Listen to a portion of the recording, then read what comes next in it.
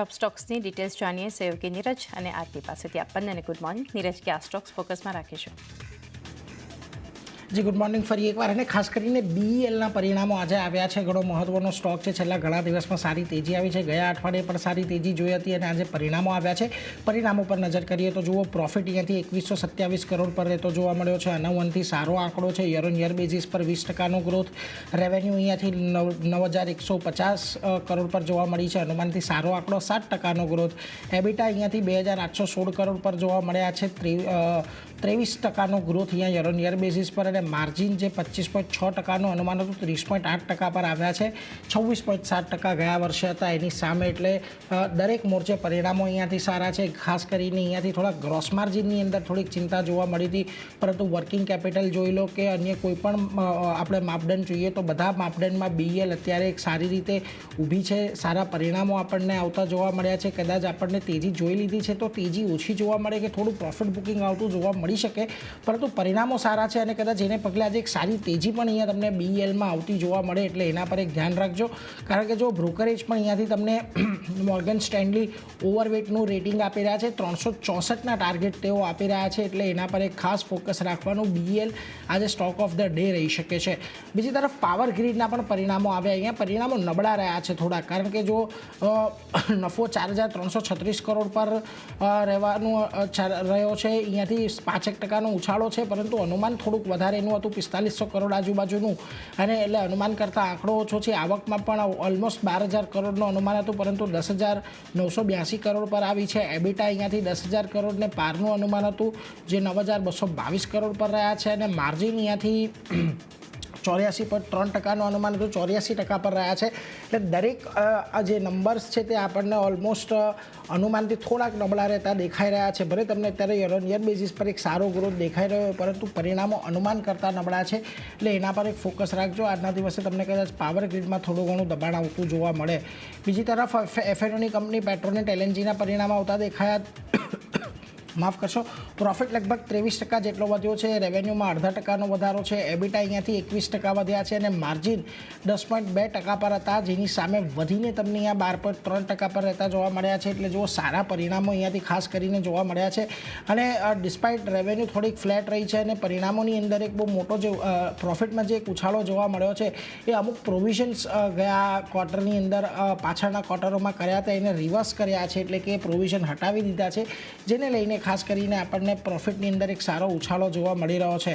આ સાથે જ કંપનીએ કહ્યું છે કે દહેજ ટર્મિનલની ક્ષમતા જે અત્યારે 17.5 મેટ્રિક ટન પર એનમની છે, તેને વધારીને 22.5 મેટ્રિક ટન પર એનમની કરશે. 3 થી 4 મહિનામાં ક્ષમતા પૂરી થશે.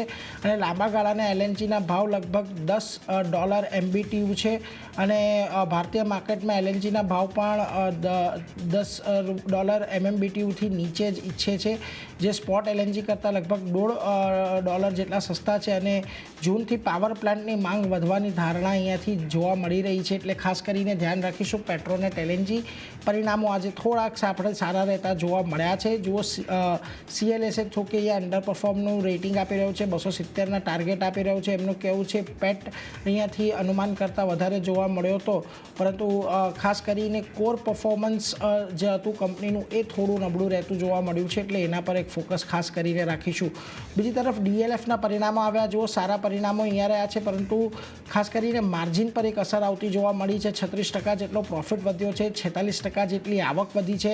એબિટાની અંદર પણ 30%નો ઉછાળો છે. માર્જિન અહીંયા 35% હતા, સામે 31% પર રહેતા જોવા મળ્યા છે. અને ખાસ કરીને જે ઇન્ડિપેન્ડન્ટ ફ્લોર્સ છે, રેવન્યુ રેકોગ્નિશન, ત્યાંથી એક સારો મજબૂત પ્રદર્શન જોવા મળ્યું, જેને કારણે અહીંયાથી પરિણામો છે મજબૂત રહેતા જોવા મળ્યા છે. Q3 પ્રી સેલ્સ પણ અનુમાન કરતાં વધારે સારું હતું. અને બીજી તરફ જે લક્ઝરી પ્રોજેક્ટ્સ છે એને લઈને ખાસ અહીંયાથી ફોકસ આપણને રહેતો જોવા મળ્યો ઓવરઓલ ડીએલએફના પરિણામોની અંદર. અને એ બધાને લઈને અહીંયાથી ખાસ કરીને એક સારી તેજીની અપેક્ષા આજે આપણે ડીએલએફની અંદર રાખી શકીએ છીએ. જો કે નોમુરા અત્યારે ન્યુટ્રલ કોલ આપી રહ્યું છે, 700ના ટાર્ગેટ આપી રહ્યું છે. મોર્ગન સ્ટેનલી ઓવરવેટનો કોલ આપી રહ્યો છે 910ના. અને જેફરીસ બાય કોલ સાથે 1000ના ટાર્ગેટ આપી રહ્યું રહ્યું છે, એટલે બ્રોકરેજ હાઉસીસ પણ અહીંયાથી થોડા બુલિશ થઈ રહ્યા છે, એટલે એના પર એક ફોકસ રાખજો. અહીંયાથી આપણને આજે ડીએલએફમાં એક સારી તેજી જોવા મળી શકે છે. બીજી તરફ ગુજરાત ગેસના પણ પરિણામો આવ્યા. જો અહીંયા પરિણામો થોડાક નબળા રહ્યા છે. પ્રોફિટ 30% જેટલો વધ્યો છે, પરંતુ રેવન્યુની અંદર લગભગ 1.25% ઘટાડો છે. એબિટા લગભગ 18.5% વધ્યા છે, અને માર્જિન જે 9.1% પર હતા ક્વાર્ટર બેઝિસ પર, ત્યાં આપણને 11% પર જોવા મળ્યું છે. ખાસ કરીને અહીંયાથી વોલ્યુમ જે હતા એ નબળા રહેતા જોવા મળ્યા હતા. ઇન્ડસ્ટ્રીયલ માંગ જે છે ગુજરાત ગેસની તે થોડીક નબળી રહેતી જોવા મળી, એને કારણે વોલ્યુમની અંદર દબાણ આવ્યું. એટલે જે ગ્રોથ છે, ગ્રોથ થોડોક અહીંયાથી ધીમો પડતો જોવા મળ્યો છે. આપણે આઈજીએલ એનજીએલના પરિણામો જોયા હતા, જ્યાં આગળ એક સારો ઉછાળો આવતો જોવા મળ્યો હતો. અહીંયા છે, પરંતુ અપેક્ષા જેટલો નથી, એટલે ગુજરાત ગેસ પર પણ એક ખાસ ધ્યાન રાખજો. નોમુરા રિડ્યુસ કોલ સાથે 470ના લક્ષ્યાંક આપી રહ્યું છે. સીએલએસએ અંડર પરફોર્મ સાથે 385ના ટાર્ગેટ આપી રહ્યું છે. કે પરિણામોને લઈને આજે કદાચ એક પોઝિટિવ એક્શન આવે, પરંતુ જે થોડીક ચિંતા આ બ્રોકરેજ હાઉસે વ્યક્ત કરી છે એને લઈને થોડું દબાણ બનાવી શકે, એટલે ગુજરાત ગેસ પર એક ખાસ ધ્યાન રાખીશું. આ ઉપરાંત ઘણી કેશની કંપનીઓના પરિણામ આવ્યા. જેકે પેપર જુઓ, નબળા પરિણામો છે. પ્રોફિટ રેવન્યુ બંનેમાં એક મોટો ઘટાડો છે. પ્રોફિટમાં તો 72%નો ઘટાડો છે. રેવન્યુ લગભગ 1.5% ઘટી છે. એબિટાની અંદર 40%નો ઘટાડો છે, અને માર્જિન જે 21% પર હતા ઘટીને 12.8% પર રહેતા જોવા મળ્યા છે. ખાસ કરીને એમણે એવું કહ્યું છે કે પ્રોફિટની અંદર જે અસર જોવા મળી છે એ વધતી આયાતો જે ઓછા ભાવે થઈ રહી છે, અને જે વુડ કોસ્ટ છે એ ઊંચી રહેતી જોવા મળી રહી છે, એને કારણે અહીંયાથી પ્રોફિટ પર અસર આવી છે. બીજી તરફ ગ્લોબલ સ્પિરિટના પણ પરિણામો આવ્યા. સારા પરિણામો છે. પ્રોફિટમાં ખાસો એવો ઉછાળો છે. 70 લાખની સામે 6.3 કરોડ પર પ્રોફિટ છે. રેવન્યુ 8.5% જોવા મળી રહી છે ઉછાળો. એબિટાની અંદર લગભગ 14%નો ઉછાળો છે, અને માર્જિન 5.7%થી વધીને તમને 6% પર રહેતા જોવા મળ્યા છે. દરેક મોરચે અહીંયાથી પરિણામો સારા છે. જોકે અહીંયા એક વોલ્યુમ ગ્રોથ અને પ્રીમિયમ વોલ્યુમ ગ્રોથ કેવો રહ્યો છે એના પર એક ખાસ નજર રાખવાની રહેશે. બીજી તરફ એનએલસી ઇન્ડિયાના પણ પરિણામો આવ્યા. જુઓ, પ્રોફિટ અહીંયાથી લગભગ 3 ગણો થતો દેખાયો. 114 કરોડથી વધીને 482 કરોડ પર અહીંયાથી રહેતો જોવા મળ્યો છે. આવક અહીંયાથી 8.3% વધી છે. એબિટા ખાસ કરીને 43% વધ્યા છે. માર્જિન 17%થી વધીને 22.5% પર રહેતા જોવા પડ્યા છે, એટલે એના પર એક ખાસ ધ્યાન રાખજો. અહીંયાથી તેમણે અમુક ધાતમપુરમાં યુનિટમાં 660 મેગાવોટનું ઉત્પાદન ચાલુ કર્યું છે, અને મચ્છાકાટા કોલ બ્લોક અને પાત્રાપારા કોલ બ્લોકની ક્ષમતા પણ અહીંયા આપણને એડ થતી જોવા મળી રહી છે એનએલસી ઇન્ડિયામાં, એટલે એની પણ ઇમ્પેક્ટ આવનારા સમયમાં આવશે. ઓવરઓલ એક સારા પરિણામ અહીંયા છે, એટલે એના પર નજર રાખીશું. પરંતુ આજના દિવસે બીઈએલ, પાવર ગ્રીડ એ બંને પર ખાસ ફોકસ રહેશે આજના દિવસે. પરંતુ આરતી, તમારા લિસ્ટમાં કયા સ્ટોક જ્યાં ખાસ નજર રાખવાની? જે અન્ય પણ ઘણા બધા કાઉન્ટર છે. આઈઆરબી ઇન્ફ્રા સાથે શરૂઆત કરીએ તો અહીંયા પણ સારા નંબર્સ છે દરેક ફ્રન્ટ પર. જ્યાં નફાની વાત કરી લઈએ પહેલાં તો 13.7%નો વધારો આપણે અહીંયા જોઈ રહ્યા છે, ને 214 કરોડની આસપાસ નફો વધીને પહોંચ્યો છે યર ઓન યર બેઝિસ પર. સામે આવકની વાત કરી લઈએ તો ત્યાં પણ 4.3%નો વધારો આપણે જોઈ રહ્યા છે. એબિટાના ફ્રન્ટ પર પણ સારા નંબર્સ છે. 12.1% કંપનીના એબિટા આપણને વધતા જોવા મળતા દેખાયા છે, ને માર્જિન જે 43.2%ની આસપાસ હતા ત્યાંથી વધી 46.4%ની આસપાસ પહોંચતા દેખાયા છે. તો દરેક ફ્રન્ટ પર સારા નંબર્સ છે. અહીંયા એક પોઝિટિવિટી આજે આપણને બનતી દેખાઈ શકે છે. આઈઆરબી ઇન્ફ્રા માટે ધ્યાન રાખવાનું રહેશે.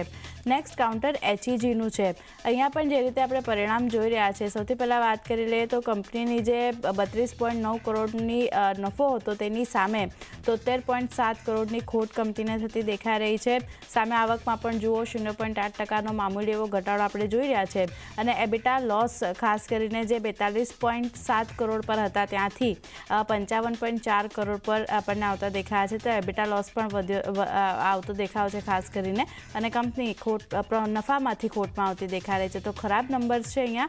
આજે એક નેગેટિવિટી સ્ટોક બતાવી શકે છે, ધ્યાન રાખવાનું રહેશે. ન્યૂ ઇન્ડિયા ઇન્સ્યોરન્સની વાત કરી લઈએ તો અહીંયા ખાસ કરીને જે રીતે નંબર્સ આવતા દેખાઈ રહ્યા છે કંપનીના, જ્યાં ગ્રોસ પ્રીમિયમની વાત કરી લઈએ, ગ્રોસ રિટર્ન પ્રીમિયમ ખાસ કરીને આ 8.8%નો વધારો જોઈ રહ્યા છે. 11,432 કરોડની આસપાસ પહોંચ્યું છે. નેટ પ્રોફિટમાં થોડો ઘણો ઘટાડો આપણે જોઈ રહ્યા છે. 2.1% નફો ઘટ્યો છે. ઓપરેટિંગ પ્રોફિટમાં જો આપણે થોડો ઘણો વધારો જોઈ રહ્યા છે. 208 કરોડની આસપાસ હતા ત્યાંથી 516 કરોડની આસપાસ ઓપરેટિંગ પ્રોફિટ જે છે તેનો આંકડો આવતો દેખાઈ રહ્યો છે. બીજી બાજુ અંડરરાઇટિંગ લોસની વાત કરી લઈએ તો ત્યાં એક ઘટાડો આપણે જોઈ રહ્યા છે 1,682 કરોડની આસપાસ હતું, ત્યાંથી આ લોસ ઘટી 1,142ની આસપાસ આપણને પહોંચતો દેખાયો છે. ગ્રોસ એનપીએ ઘટ્યા છે 0.72%થી ઘટી 0.23% પર QOQ બેઝિસ પર આવતા દેખાયા છે. અને કમ્બાઇન્ડ રેશિયોની જો વાત કરી લઈએ તો જે 116.28% પર હતો ત્યાંથી 111.46% પર ઘટીને આવતો દેખાઈ રહ્યો છે. તો એક મિશ્ર નંબર્સ છે. પ્રોફિટ ઘટ્યો છે, ગ્રોસ રિટર્ન પ્રીમિયમમાં થોડો ઘણો આપણે વધારો જોઈ રહ્યા છે. આ સ્ટોક આજે અહીંયા કઈ રીતે રિએક્ટ કરે છે એના પર ધ્યાન રાખવાનું રહેશે.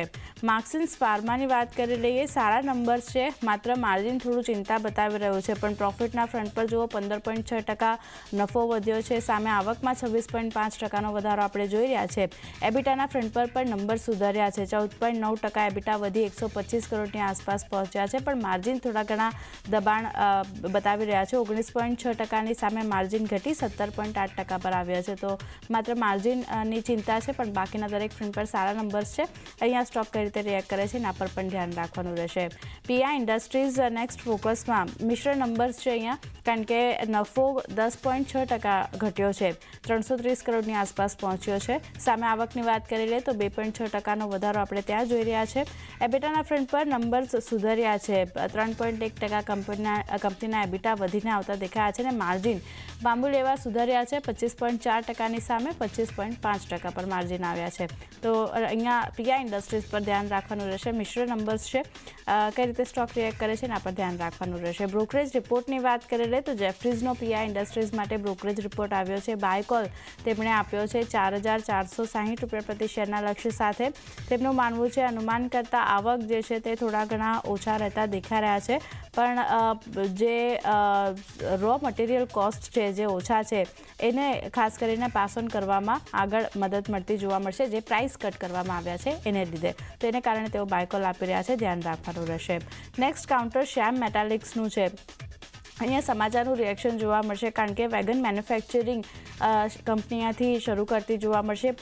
પશ્ચિમ બંગાળના ખડગપુર પ્લાન્ટ ખાતે વેગન મેન્યુફેક્ચરિંગ શરૂ કરવામાં આવશે, અને અત્યાધુનિક ગ્રીનફિલ્ડ સુવિધા જે છે તે વાર્ષિક 4,800 વેગનનું ઉત્પાદન અહીંયાથી કરતી જોવા મળશે. જે ટકાઉ ડિઝાઇન અને સ્વદેશી ટેકનોલોજી દ્વારા કાર્યક્ષમતા જે છે એમાં વધારો કરવામાં આવશે. તો આ એક ફોકસ જે છે શ્યામ મેટાલિક્સ આજે પોઝિટિવિટી આ સમાચારના લીધે આપણને બતાવી શકે છે, અહીંયા એક ફોકસ રહેશે. આરબીઆઈના નેક્સ્ટ કાઉન્ટર ધ્યાન રાખવાનું રહેશે, કારણ કે અહીંયા 178.64 કરોડના ઇરકોન પ્રોજેક્ટ માટે સૌથી ઓછી બીડ કંપનીએ ભરી છે, એને કારણે અહીંયા એક પોઝિટિવિટી આગળ વધતી દેખાઈ શકે છે.